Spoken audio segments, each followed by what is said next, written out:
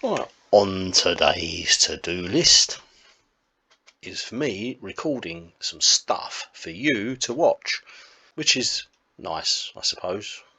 Right, UrbX Warriors. Right now, we're doing a lot of work on it still. A lot of people ask us, "Oh, is it finished yet? Is it finished yet?"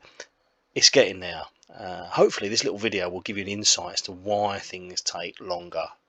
If you don't make games for a living, you probably won't understand, or that's probably a bit harsh. If you don't make games for a living, you won't really have an idea of what is really involved in the process. It's unfortunately not just a case of putting a level together with some graphics and playing it and moving on to the next. It doesn't quite work like that. And this level is probably quite a good little example of some of the things that need setting up. I've got other levels I might show later on another update, which is more involved, but I'll start this video with this map, which I'm basically going to be updating in a waffling on is where we are. So this map here, you've made it through into what I call area 2. And this is actually inside the lost city. So now you've made it through all the outside area, which you've seen in the demo.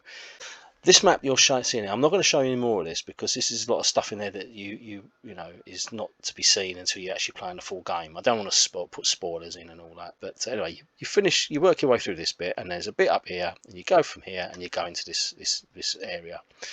Now in the game, we've got these save points which you've seen, and so always advisable when you're playing the game to do the save point, because there's a lot of stuff that can happen quite quickly and you realise that you've got no energy left, or you haven't quite made it to that crate to smash it open and get some energy. So always best to, when you're playing it, is to try and save as possible, as many times as possible. And you've probably seen these already in the demo. There's this little message, like post-it notes I suppose, and they're just there just to signify a message that we want to put in to you, the player, while you're playing it. Some of them will be in, like, you're just reading it as the character you've chosen. Others will be from other characters that you encounter in the game. So example, we've got some people who who are in there before, other explorers who've gone missing, and these are notes that they've left behind for anyone who comes after them. We've also got messages from a couple of the backers. You know who you are. They'll be going in. This is the system we've got in place. It's very simple. It's just that one little thing you put in, and you go up to it and you'll read it and it'll give you the text. At the moment, the text is in the level data, but it's not actually in the game. So as I'm going through, I'm adding the text, and we're going to kind of finalize a lot of this stuff a bit later once we've got the levels actually working ever intended. So this map here, this tile set is pretty much finished now. I've added a load of extra graphics that were to fill all this in. You'll see it in a minute when I switch to the editor, and you'll see the tile set for this map. So this one gives you a good example of how the switches work in the game. So you've got wall switches like this one, and you can link them into a door, which means you can go in and out. So I can shut that one, and then once it's shut, oh, I can't go in. No. This bit of text here will actually tell you about switches. It will just give you a little bit of a clue as to what it's all about. Again, when you play the game, please read the messages if you see them, because some of them contain clues and some of them don't. Hopefully the ones that don't are obvious that they don't, usually Tony or myself being sarcastic, and others will be like, oh right, okay, that's interesting, I'll take a note of that bit of info. Most of the time they're there to guide you rather than hinder you, but I do strongly recommend that you do read them. So anyway, we're in this one. We're in that one. I've just woken up the skeleton, so let's lock him back in there, because we don't want him getting out, because he's a bit of a menace and he will come after you, so we don't want him chasing you about. So we're in that one, and there we go. See, so there's another switch there, and the idea is that you work your way around and you work out which order to open the doors in. You go in and you smash some crates open, and you know, try not to wake up the skeletons like I've just done, and I've failed miserably already.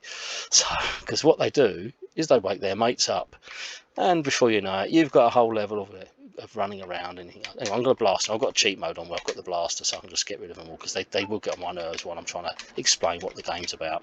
So let's get rid of them all and blast them out of the way. Anyway, one bit I've working on is I've just put in an invisible trigger. So we've done wall triggers, now we've got invisible floor triggers. Now these are there really to set things going when you enter a certain area. So I've set one up here purely, and this is just me being stupid, purely as a joke. Now the idea is that one of these doors will open with one of these other pads on the wall, one of these rooms here. Out of them three, one of them will open one of these doors, the one above or the one below. The funny thing is, I thought it'd be quite funny to put a hidden door switch on the floor, so when you go through, you can't actually get through to it. So if you go there and you think, oh dear, I can't get to it. I know it's stupid. I should have known it better, but I thought it was quite funny. You're seeing this now, and you're going to think, oh god. So anyway, you can if you run quick, you can probably just about make it through. So. But I thought, well, that's all right. But I want to put a different graphic in there because I want to show that there's something there that's doing that. And I thought, well, if you've played the demo, you'd have seen what is it? There's some of the walls have got like the heads that you normally find in places like Tiwanaku and Teotihuacan. I think it's that. It is.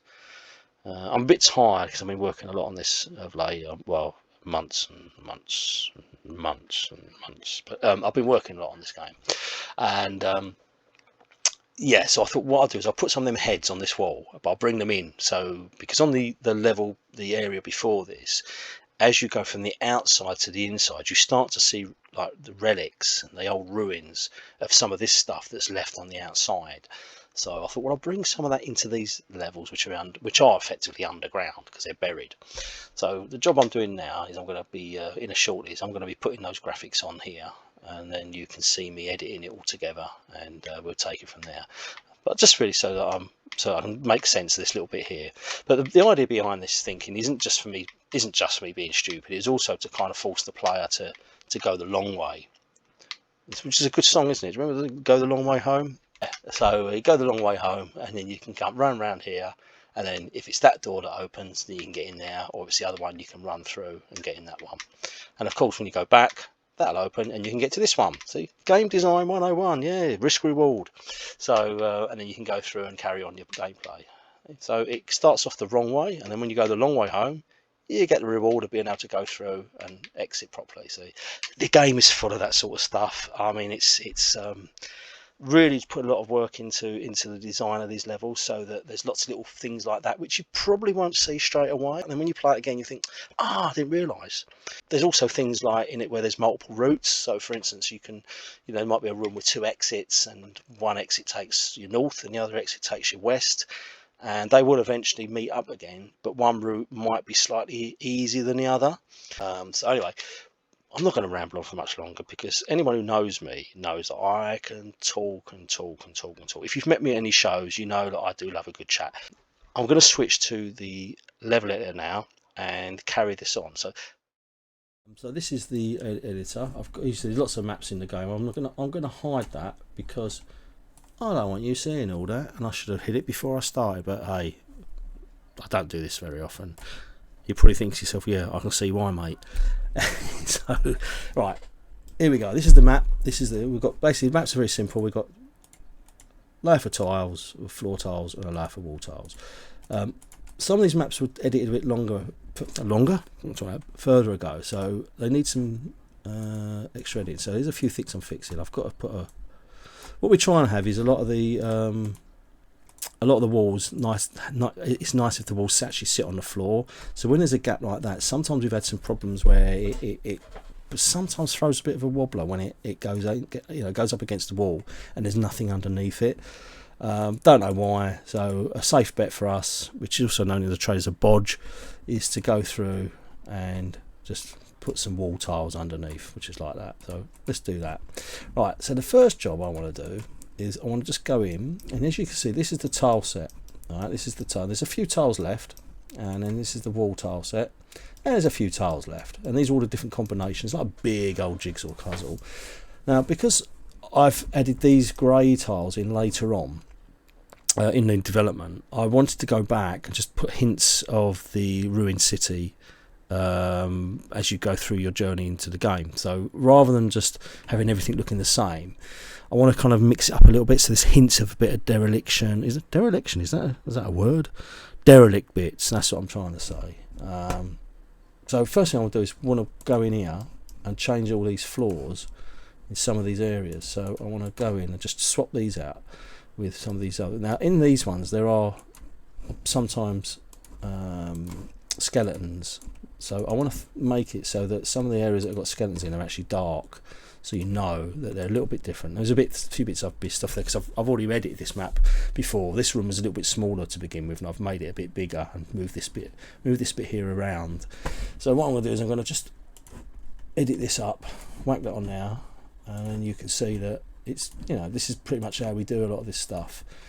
And the way I tend to work is I normally fill it out with like one tile, and if there's a variety of tiles, like I've got 4 versions of that tile there for a bit of variety, I'll go back and then edit those in later. So I build up the basic foundation for it, and then I'll go in later and just paint up the rest. So we've got that one there, put that one there now, like that, that one in there, like there. I'm not going to do that one because that one hasn't got anything in it other than treasure, so I'm going to leave that one so it's a little bit lighter, so it looks like it's been more pristinely kept than just a bit derelict like the other ones. And let's do that one now, put that one like that. It doesn't matter if it goes under the wall. Oh, actually, look, what an idiot, I've done it on the wrong layer, but no fear because Stu is here. And do that. See, this is because I'm recording and I'm looking at stuff at the same time.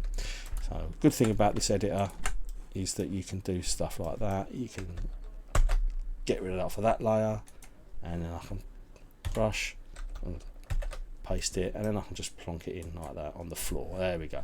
Now the reason I do that is because we've got a because the game's an 8-bit game, and it's very hard really, because you look at like the Spectrum Next, and some of the stuff on it is quite amazing considering it is an 8-bit Spectrum Next, but it's very easy to get kind of like miss the fact that you're still running, you know, what is effectively a souped up Spectrum. And what we do is we have a very simple system in the game where it's a wall tile or it's a floor tile, and within wall tiles there are different types of wall tiles. I mean, for instance, we've got like tiles that are half height. So for instance, if I go to the wall layer and I put that in there, I could then shoot through that wall, because these tiles here are basically for shooting through, or they're half height tiles, so they're basically, you can shoot over them but you can't walk through them. If I just undo that. And we've also got things like these tiles here, which are doors, which will be switched in and out. And effectively it's a fairly kind of simple system. You know, we do plan to expand on that when we do the 16-bit versions, but for now this is the, you know, the basic system we put in.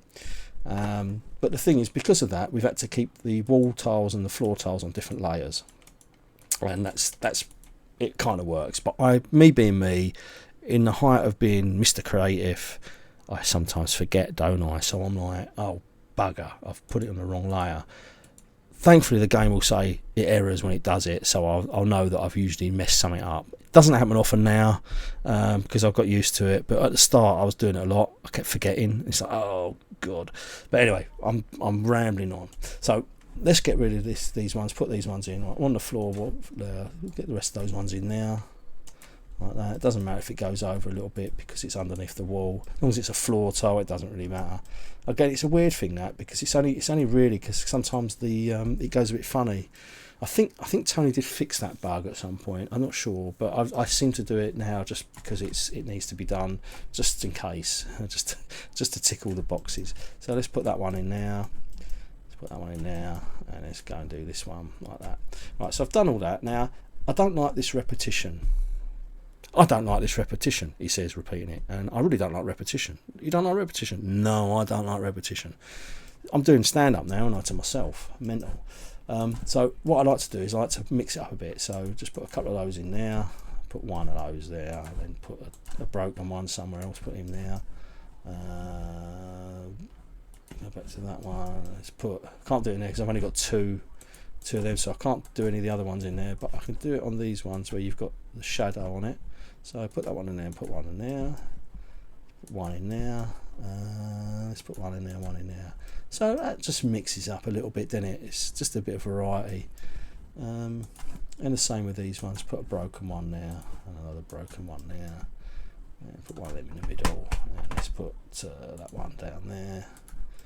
And what's in there? Let's put. Sometimes it's best not to get too carried away, because you can, in the process of not making it repeat, you kind of make it look like it's repeating. So like that one there, and then I can put that one there, and then there's a few bits there, but there we go. So there's a bit that'll do, and then let's put one of them in there. Right, okay, so that's a bit better. It's got the grid on, which kind of highlights it, but who cares? That's fine. Okay, so I've done that. That's what I wanted to do first of all. Now the other thing I wanted to do is on the wall tiles, I've put in, I've got these ones which are basically showing what's underneath it. So the idea being that there was something here before, and this civilization has built on top of it, and they've clad a lot of the old structures with their stuff, but the ancient stuff that was here before is quite dark and quite sinister. And the idea being that part of the civilization that was here was basically overturned because the evil got into the rulers, and then they started sacrificing the people, and before you know it, everyone perished, and so on and so forth. You know the kind of ancient stories that are told. So I thought what I'll do is with the tile sets, I'll go through and I'll add some of that derelict stuff underneath, that kind of like ruined stuff, just peeking through. But I don't want to go over the top with it. So the idea being is that you just see hints of it on some of these maps, and then the further you go in, the more it becomes obvious that things are starting to change. And then when you get to area 3, it's going to be more of this grey stuff, and it just looks a bit different, as you come from, the idea being as you travel from the real world outside into this paranormal world, the graphics are changing as you go through. If you've played the demo, you'll see that the slime boss is in the demo. An earlier version of the slime boss is in that demo, and that is area 3 in the game. So you'll kind of see the graphics are totally different to these ones, and I'm just hinting at a change in these graphics. So what I want to do is, first thing I'll do is just bring in and add in, change a couple of these bits around. See, I'm on the wrong layer again. Put on that one. I'll lock that one off. So I'm going to put that in there. And I'm going to put another one in, let's put another corner in, shall we? So I've got that corner there. So yeah, let's do that corner there. And then let's put in that corner there. And the idea being that we're going to try and make it so that these are like showing you that there was something peeking through. Now if I do that one and I do that one, not there though, that looks stupid. You can sort of see what I'm doing, and I'll do the same thing here, and I'll do the same thing on that one, and then we just basically bring that in like that, and you see it's all kind of changed a little bit. Now what I can do is I can do the floor as well, so I could put the floor in. I've got a tile that can be done for that, so I could bring that one in there, and I can bring that one in there. And this whole middle section can be just literally the dark tiles. One of the things I had to do when I started doing this tile set was kind of mirror the variety of tiles from the first set, so that I could do this sort of stuff. And one of the things you know when you're making a video game is is basically trying to plan out everything so that you're not kind of like coming unstuck when you're later on doing level designs. You think, oh no, I've got no tiles left because I've used them all up on vanity stuff. And when you're working on something like this, the vanity stuff, and when I say vanity stuff, what I mean by that is it's like the like feature graphics. So for instance, because we haven't got a lot of space, I've kind of kept it quite functional, the graphics, and quite small. If you look at a lot of 8-bit games, a lot of the graphics were quite minimalistic. So what I've done is I've kind of kept that so it's hinting at something rather than going into full detail, because we just haven't got the tile space. So and the reason for that is because we've got lots of different animations and things in the game, and there's only so much memory the Nexus got for working memory, and we're paging stuff in and out. So it's quite a clever system that Tony's put together, but it just means we've got some rules to follow. So with the graphics, I've kind of kept them as lean as possible, and But having said that, I've also added as much variety as I can, because I don't, as I said, I don't really like having things looking all the same all the time. I like to have a bit of variety. So if there's a wall, I like to have a couple of wall tiles, the floors, and there's a couple of bits there which look a bit samey. So let's put that one in there, you know, and yeah, let's put that on there. And put that one like that. Put that one there, and because some of these tiles they look a bit more sort of a bit more repeat on them than the other ones, so you can kind of see that one stands out more than that one, but the other ones are, you know, the repetition of the pattern is more is less in your face.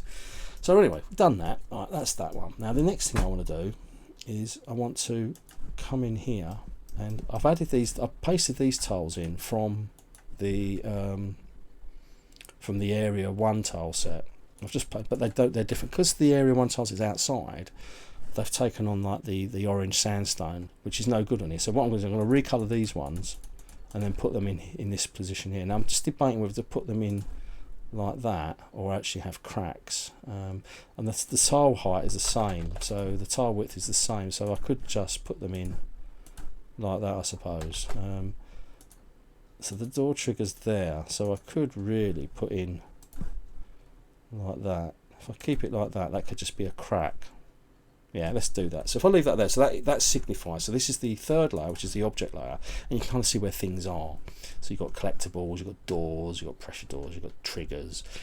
These are the invisible ones, and you've got wall triggers, and there's all sorts of levers, chests. So and the thing with the game is we've got a system in the game, which I have told a few people that shows, I mentioned this to people that shows that we've got this thing called a seed number at the start, and what it does, it's a number from 1 to 4, and every object in the game is given a 4 sequence number. So it'd be like, you know, so you could say, you know, if you wanted a 25% chance of that object appearing, you would say, I don't know, 0 0 0 0, or if you wanted a 50% chance of that object appearing, you could go 0 0 1 1, because then you've got like 2 zeros and 1 and 2 1s, and out of the 4, obviously there's a 50% chance of that object appearing. And if you wanted a 100% chance, you go 0 1 2 3. You know, hopefully, you know, that kind of makes sense.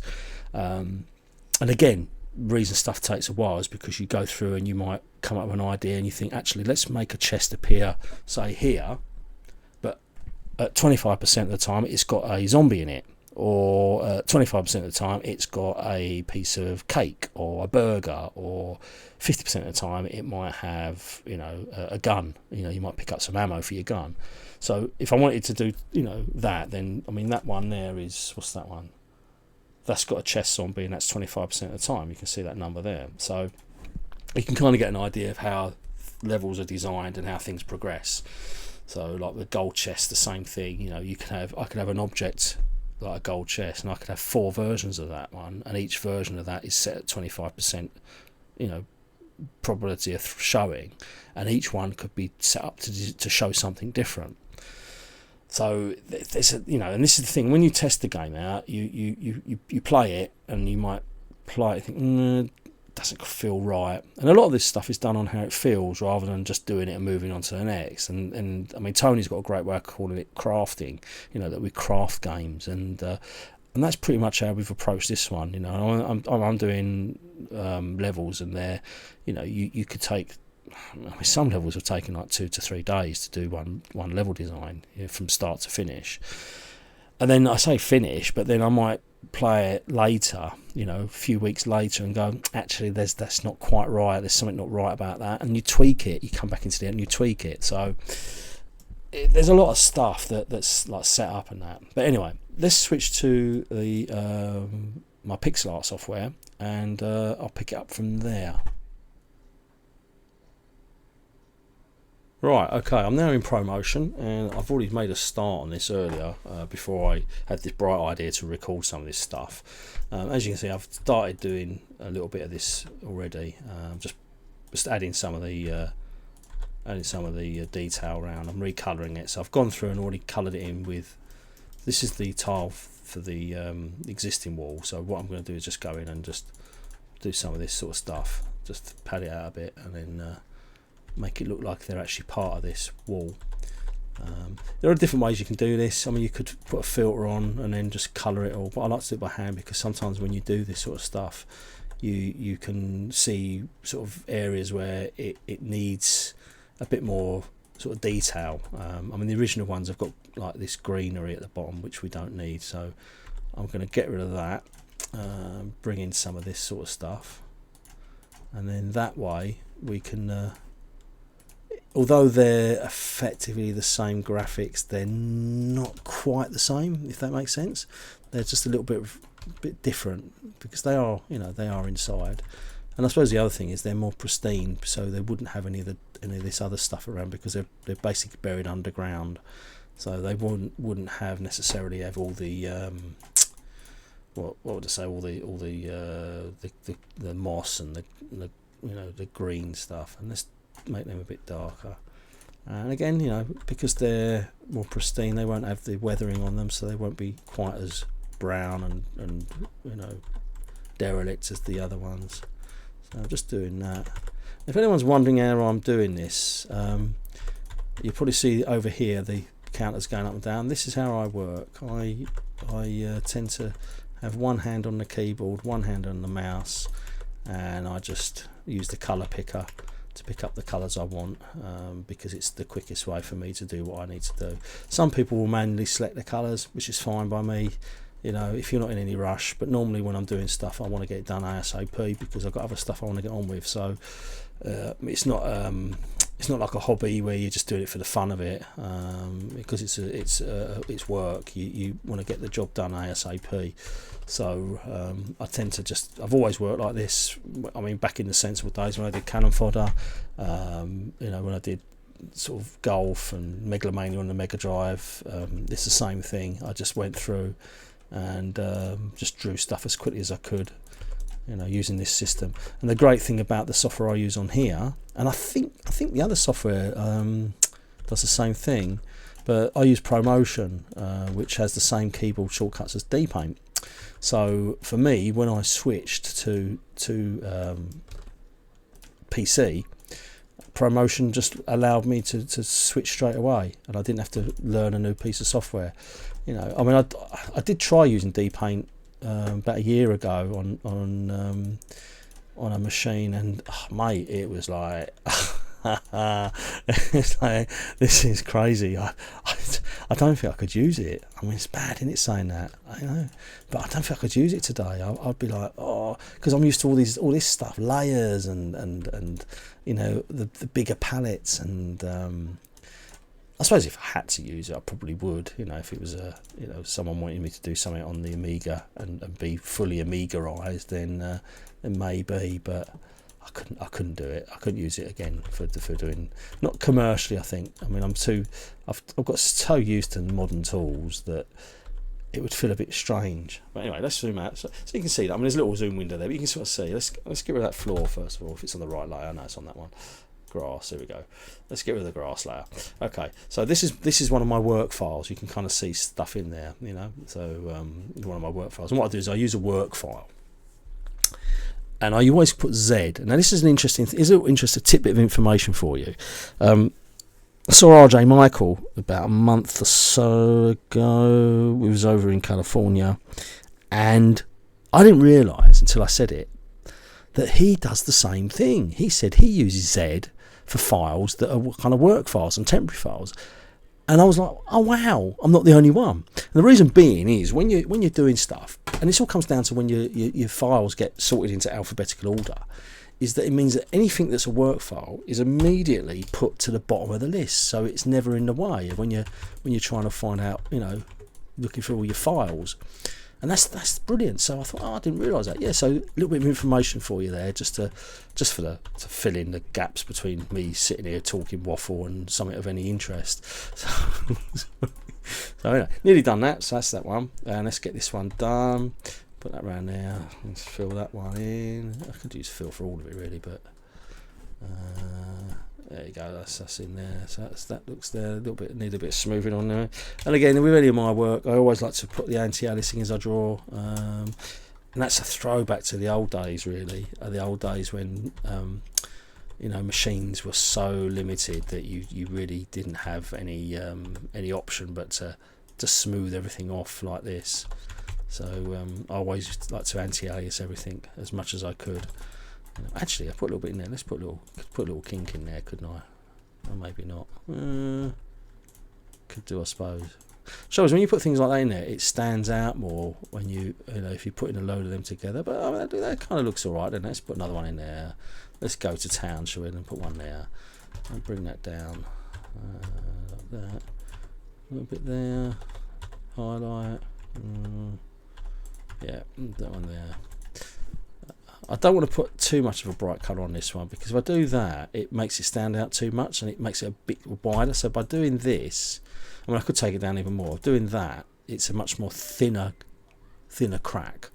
Little tips, when you're doing pixel art, it's what the eye cannot see is often just as important as what the eye can see. And because what happens is your brain fills in the gaps. That's what it does. So you kind of doing stuff, and you kind of fall in the eye really into believing there's something more there than there really is. So anyway, that's that one, and I've got this one that's to do, and I think that's it. So anyway, let's put that one on there, and I think this one's nearly done. So I'll just do that like that. Put that there. Colour him up. Make him like that one. Yeah, it's not looking too bad. Well, the good thing is about when you're going over an existing image, you're not designing it again, so you're just converting it. And it's the same with conversions really. When you're doing like conversions for other machines, because the foundation of the work has already been done, converting it isn't so much of a big deal. You're either adapting it and enhancing it, or you're just doing a straight conversion. And we're going to be having this thing because we've got I don't know if you realise there's an Amiga and a Mega Drive version in development. So once I've finished doing all this, then I'll be switching my resources onto those versions and putting my mark on them. So that'll be fantastic, because I can't wait to get involved with those formats again. I mean, they're such great machines, and totally different, but they are really cool machines, and I'm really looking forward to working on them again.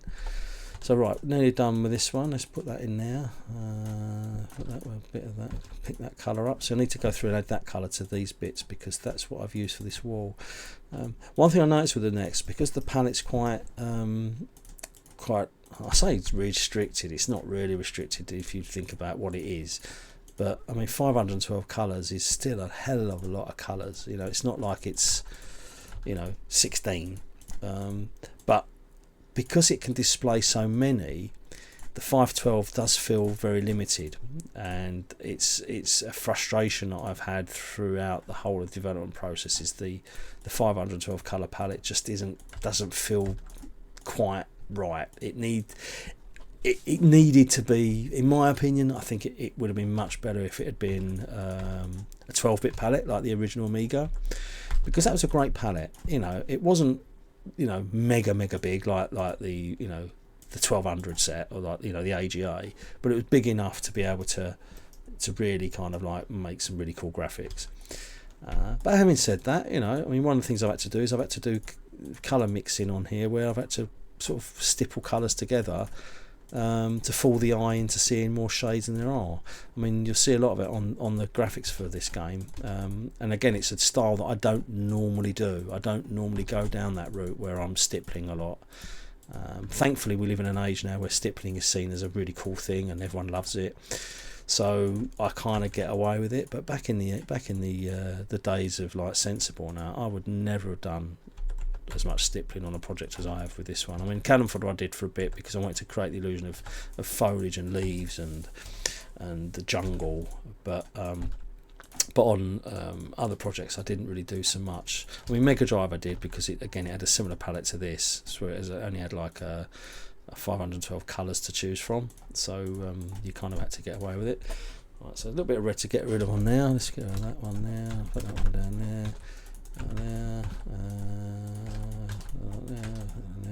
There, he says humming away to himself because there's no one in the room, and if anyone's seeing me outside, I think I'm talking to myself, which I often do because I'm a bit daft like that. Right, let's do that bit. Now, like that. There we go. Shade that bit down, take that colour from there. Like that. There we go, nearly there. Glad to get this bit done, so I'm getting into the map and conclude this little video update for you guys. Out, and I think I'm going to put this into the thing. That's let me done. Let's put this into the tile set. So I pick that whole lot up, hey, and then I can switch to my floor tile map. There we go, and there's the space for it. So plonk that in there, save that out. This is the room wall, so save that out, and then I will see you on the other side. Let's try this out. So there's a little bit of floor I put in, which I have to admit, if you was watching closely, you'd have seen that I didn't actually put these floor tiles on the wall level because I was watching the recording to make sure it was actually going while I was talking, and I didn't pay attention. But I have to assure you, when I'm actually doing this, I don't do it as often as I used to. Anyway, right, let's go across here. Let's see if that's in. There we go. They're in there now. I think I will change them slightly. They look too bad, are they? I mean, there's a little bit of gap there, which I'll edit, but that looks all right. That looks all right. And I've fixed all the other bits. So there's a little bit over here I should really change the tile for. I think it's one of these ones. It needs a bit of an update. But yeah, the door bit there, I think there's a little bit on the door that needs changing, but it's what it is. It's that little bit where the darkness, it's a little bit too dark on the left hand side of that door frame. Again, that's a throwback to the other tile set that I put in on the floors, so I'll change that. And that one up there, you see that one up there, that door, the red bit, that's got the wrong internal door on it, internal floor on it. It needs to be the dark floor rather than the brown floor, but that's an easy peasy fix. Let's do that now while I think of it. You won't see that because I'm doing it while I'm talking, and you can see the game playing. So I'll do that. I mean, that's another thing off the list. So it's all looking good. So yes. Anyway, I think that about concludes this little video. Thanks for watching, and see you on the next one, whenever that may be.